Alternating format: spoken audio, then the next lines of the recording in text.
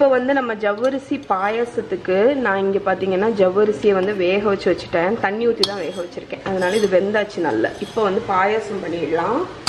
அதுக்கு வந்து ஒரு பாத்திரத்தை அடுப்பில் எடுத்து வச்சிடலாம். இப்போ இதில் வந்து நம்ம வேக வச்சுருக்கோம்ல அந்த ஜவ்வரிசி ஆட் பண்ணிடலாம்.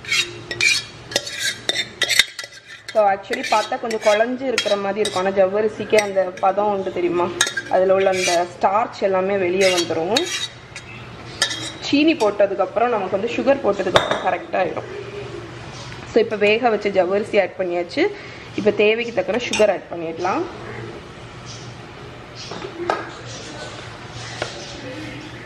ஒரு கப் அளவுக்கு சுகர் ஆட் பண்ணி நல்லா மிக்ஸ் பண்ணிடுவோம்.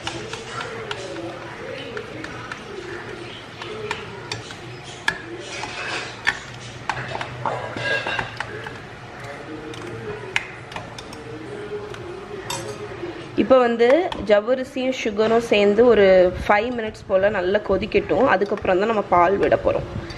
இது வந்து கொஞ்சம் நல்ல இதுவும் அந்த மாதிரி ஒரு என்ன சொல்ல கொஞ்சம் ஒரு பாகு ஸ்டேஜ் மாதிரி வரணும். அதுக்கப்புறம் நம்ம பால் ஊற்றிக்கலாம். இப்போ வந்து சுகரும் ஜவ்வரிசியும் ஒரு 5 நிமிஷம் நல்லா கொதிச்சாச்சு. அடுப்பை நான் ஆஃப் பண்ணிட்டேன். ஆஃப் பண்ணதுக்கப்புறம் நம்ம பால் விட போகிறோம்.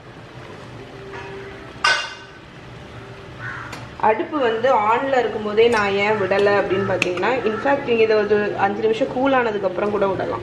ஏன்னா வந்து ஹாட்டாக இருக்கும்போதே பால் ஊற்றி கொதிக்க வச்சிங்கன்னா உங்களுக்கு வந்து திரிஞ்சு போயிடும் பால்.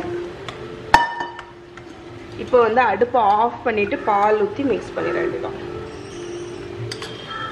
தேவைக்கு தக்கன எவ்வளோ பால் தேவையோ அவ்வளோகானோ நீங்கள் ஆட் பண்ணிடுங்க.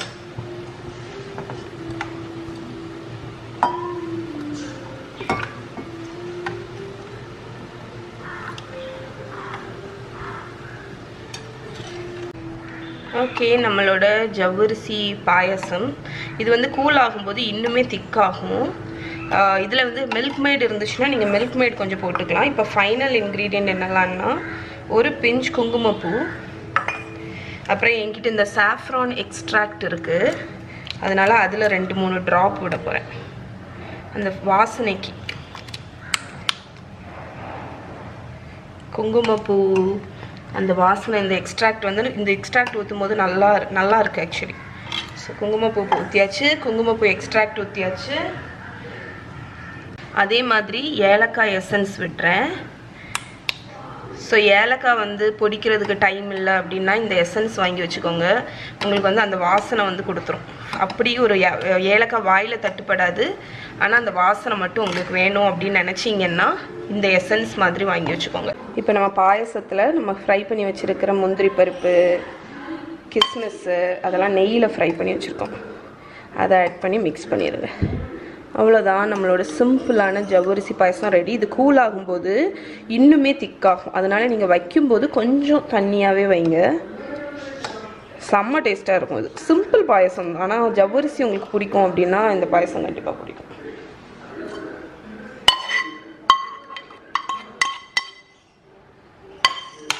ஓகே, ஜவ்வரிசி பாயசமும் ரெடி.